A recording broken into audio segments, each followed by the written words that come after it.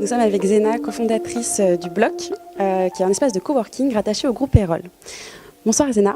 Bonsoir. Le groupe Erol est à la base une maison d'édition. Quelles sont vos fonctions et le lien que vous avez avec le groupe Erol ? Alors, le groupe Erol, c'est une maison d'édition familiale. C'est un groupe qui regroupe une librairie, une maison d'édition, une maison de diffusion et du coup maintenant un coworking.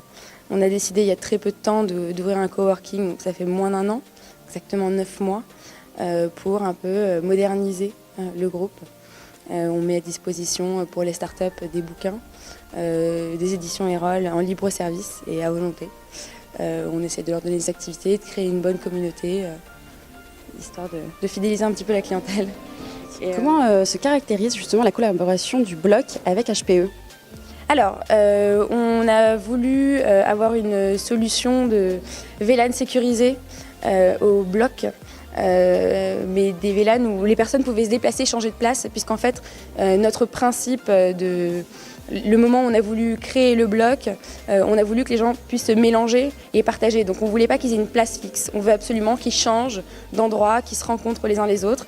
Et le fait d'avoir un VLAN sécurisé avec une place fixe, c'était très contraignant.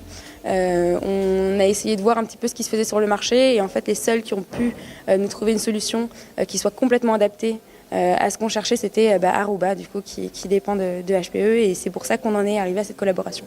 Et il y a une vraie satisfaction de la part des personnes qui fréquentent votre espace ? Oui, puisqu'en fait, en fonction des profils qu'on a, on a actuellement par exemple des architectes qui sont là, qui travaillent sur des projets depuis presque 2 ans, qui ont besoin d'une vraie connexion sécurisée pour ne pas perdre leur travail. Et oui, du coup, c'est vraiment parfait. Ils choisissent eux-mêmes leur identifiant, leur mot de passe. C'est très, très pratique et très bien fait. Nous sommes avec Vincent, administrateur système et réseau à l'UNESCO. Bonsoir Vincent, expliquez-moi votre fonction à l'UNESCO.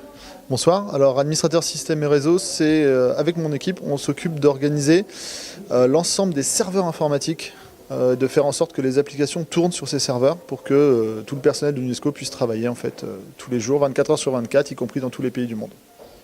Et en quoi consiste la révolution digitale chez l'UNESCO ?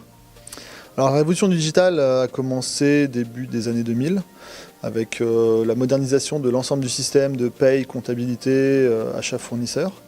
Et en plus l'UNESCO a une grande tendance en ce moment à passer sur ce qu'on appelle le sans papier, c'est-à-dire faire tout en numérique, fournir tous les documents en numérique.